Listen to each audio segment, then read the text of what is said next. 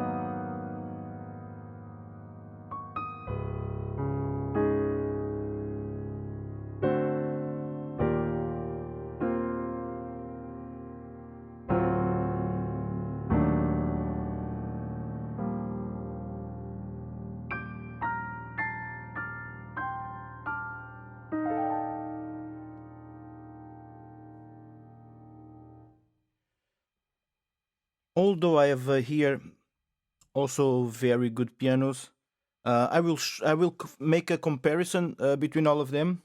I find the playability of the Pianoteq, I find it to be the best there is. The second best for me would be the Ravenscroft 275. I have it here. Let me show you.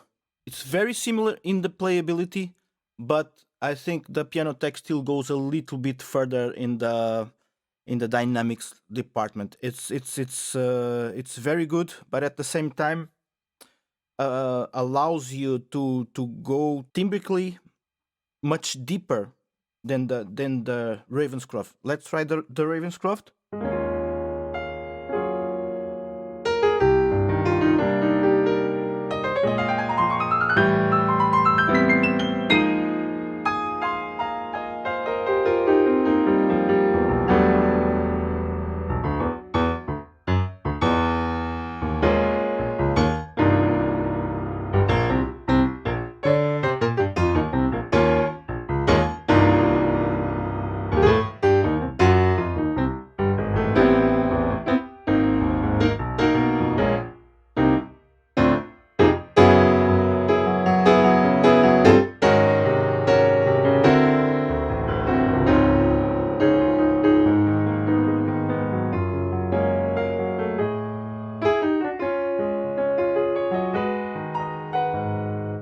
it's much easier to go to pianissimos in fortissimos and much more linear, much more normal, much more like a real piano than on Ravenscroft. The other one I have immediately here. Let me check. Okay, this one is something that not many people talk about, but it's from Beathawk, from UVI. It's in Beathawk, and it's the studio piano for Beathawk. I think it's also impressive. Of course, you have to buy it separately as an addition to this software, but it's great.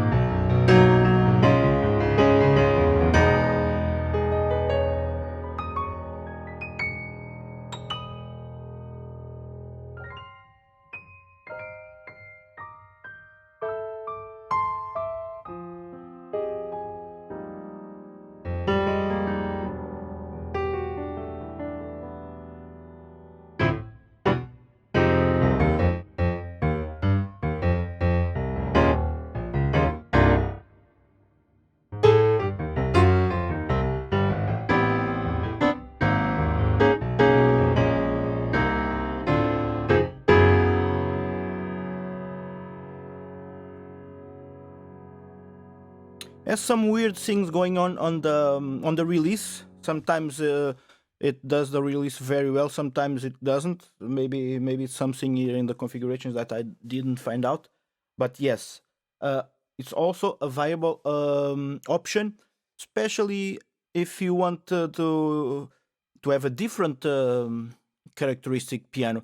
I would go until now with Ravenscroft for everything, because Ravenscroft, although it is a fixed set of samples, it has also many ways of changing the sound. Here you don't have all these possibilities, so we are fixed to that. You have several presets. I'm showing you the main preset, but yeah, this is the most versatile one. I like versatile pianos because then you can play almost everything with them, but sometimes you need, or you want something very specific with a lot of character. And that's why I like Pianoteq, because then you can choose your piano, your preferred piano, and then you can even give it much more character. So now Colossus piano. The Colossus piano could in fact be one of the best pianos, but it's not.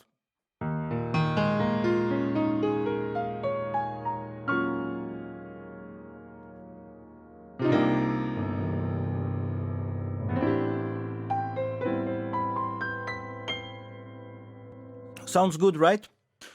Well, if you do this, yes, if you use a lot of pedaling, because it has 12 velocity layers, you cannot distinguish when they change, and you have 12 velocity layers with pedal and without pedal, and full length samples. Yes, it sounds good, but it has one big flaw, or two. So the character, you might like it or not. It's very brilliant.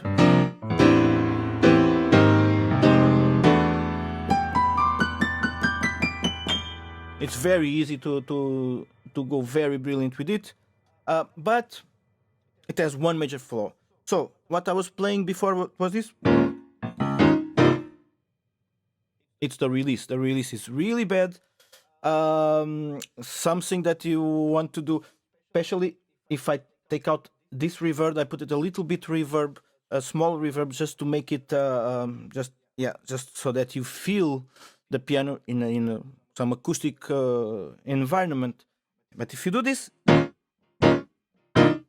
it's horrible. It's a pity that such a good set of samples, an otherwise good instrument, is spoiled by this. But yeah,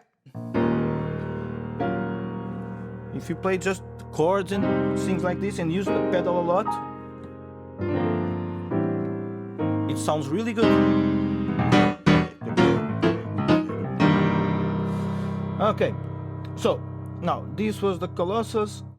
Now I have here pure piano. Many people are debating what is the best piano from iOS. Is it Ravenscroft?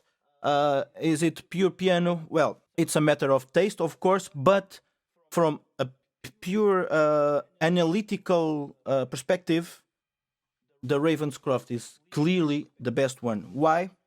Ravenscroft has all the things, all the string resonance and the release and everything very, very well done. So we cannot fault it in that department. And it's, of course, also the more versatile one. Not it doesn't have so much character as the pure piano, but yes, it is really good. I will show you the pure piano.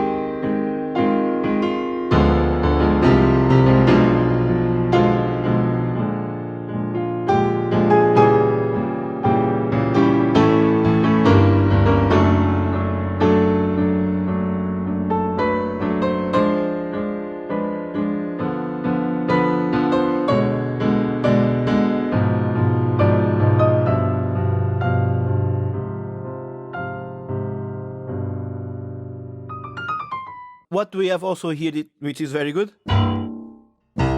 release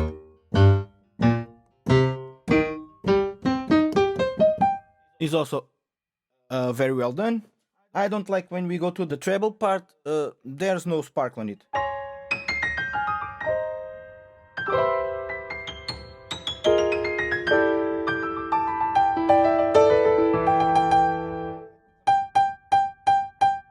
I cannot go further than this. It just stops here. It should be even louder. It's also a very nice sound with much more character than the Ravenscroft, but it has some flaws. For example, this.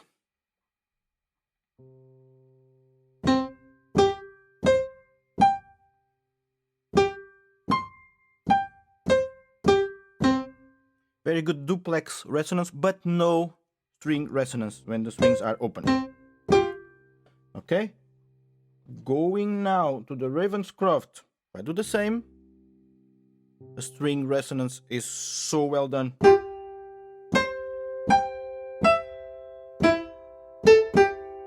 And also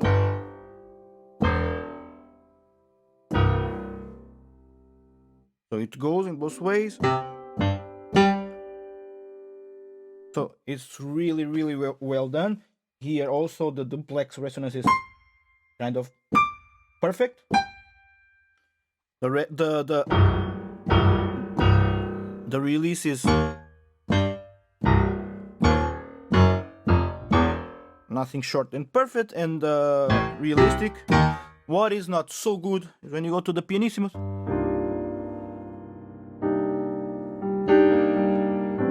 It doesn't go as deep as I would like it to go.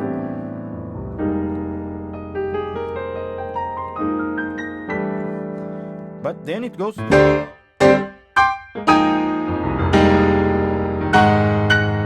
the fortissimos, no problem. Yeah, this is for sure the best one. In an analytical way, in every way, it's the best one. It doesn't mean that it's the one that I like more or that you will like more, because then it's a matter of personal taste or also personal necessities, because for different songs or different scenarios you might need different pianos, and it's good to have all of those at our disposal. So Colossus pure piano, when you went there, we also have the pure piano upright. It's just nice to have it.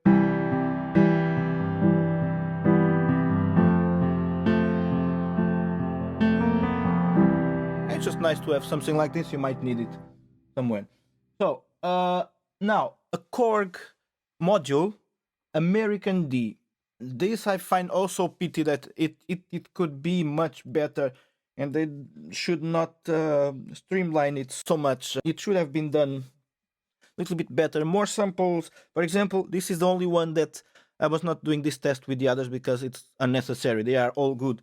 This is the only one that you feel the sample transitions.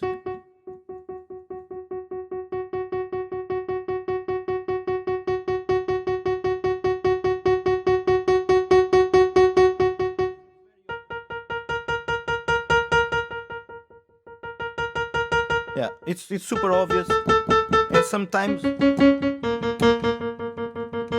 yeah, in some notes are even worse. It's playable, of course.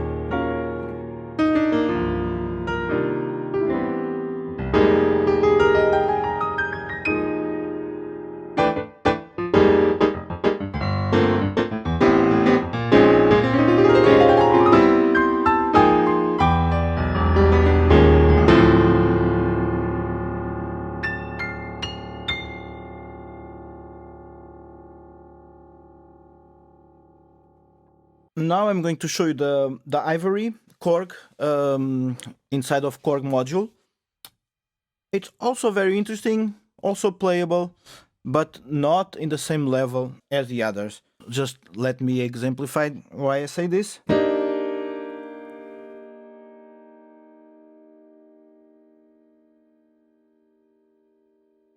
And it's gone.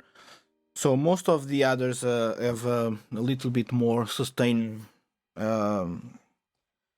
This is not really how it should work, but in many cases it can work well. It has also the same problem of the velocity transitions, even worse than the American D. So yeah, it works.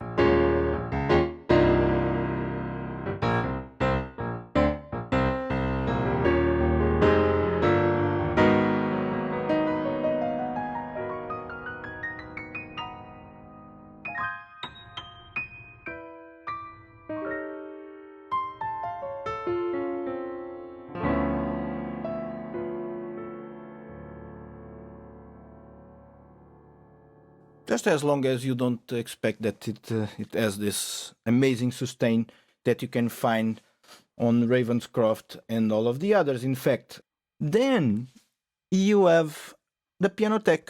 So now let's open the Pianoteq.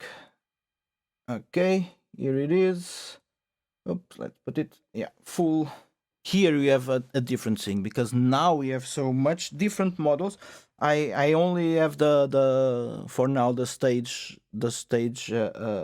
package, and I chose the two Steinways. I also have the Grand Grothian. I will show you a little bit of all of this. Let me check. Steinway D, New York. So let's put it classical.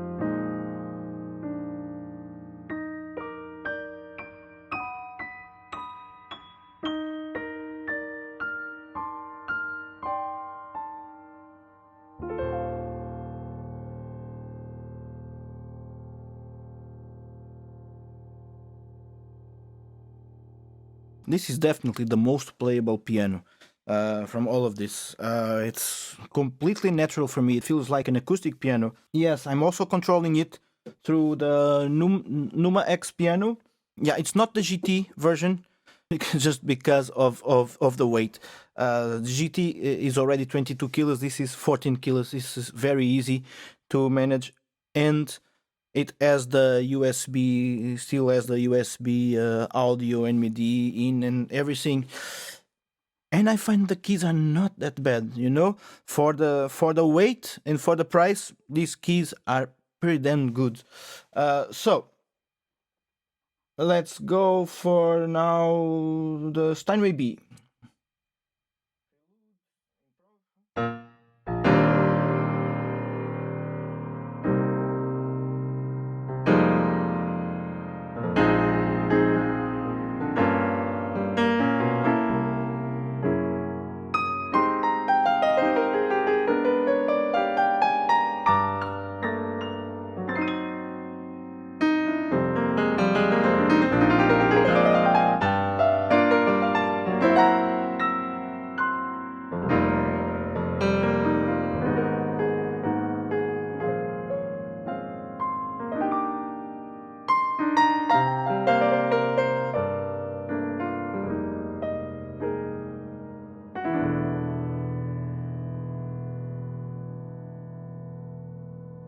I like that it has more character than the Steinway D, which is understandable. Steinway D is the big one, so it's usually connected with a much more sustained, much more balanced sound, more perfect for concerts. So yeah, I guess that's what they were trying to do here with these models.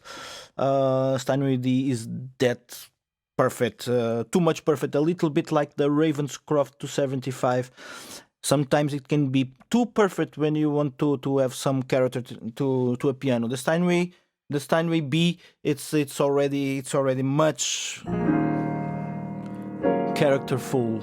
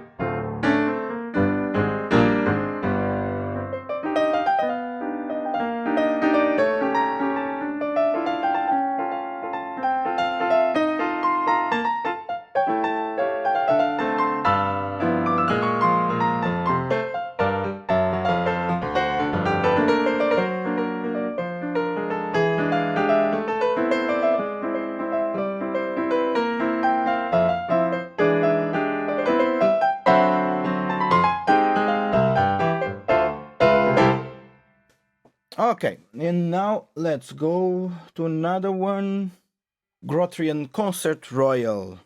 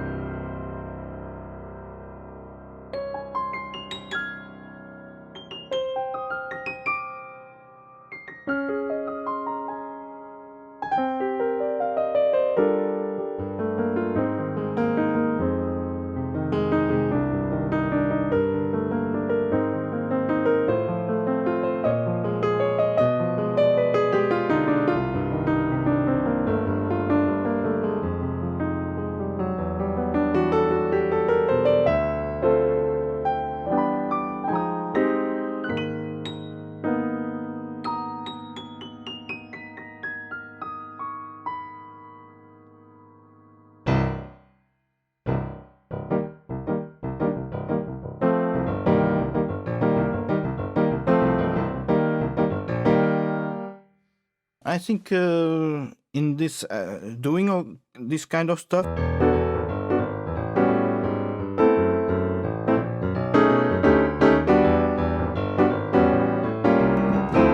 I I think even the Ravenscroft is still the best. The release on the Ravenscroft is really well done. Of course, here you have a lot of customizing. One of those things that is also very well done is all the strings resonance.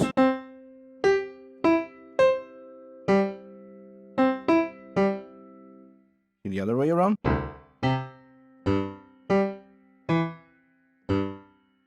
I only have the stage package, but I have something here that immediately transforms the piano, which is this slider called condition, which immediately makes it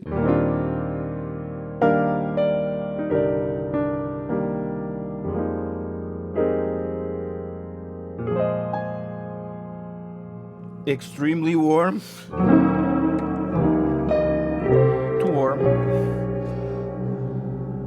Okay, let's make it a little bit more playable.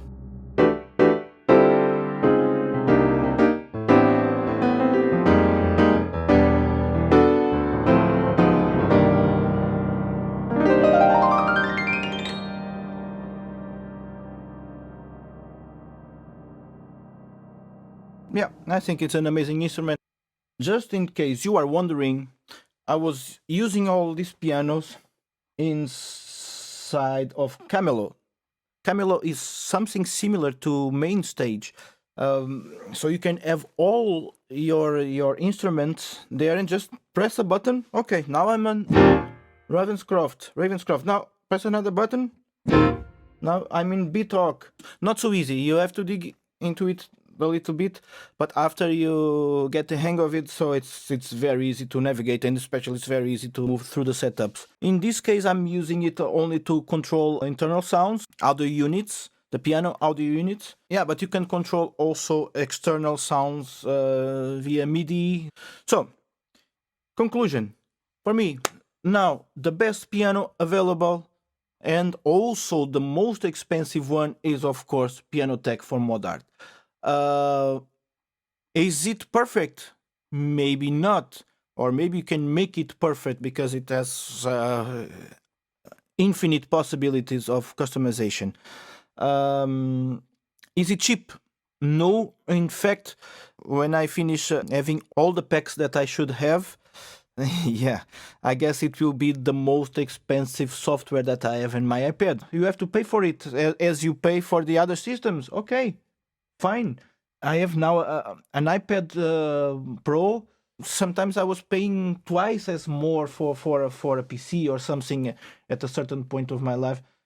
Yeah, but this works so well, so there's no reason whatsoever not to have the best software already. So, software companies, we want the best. If we have to pay for the best, we pay for the best. But give us the best for this system.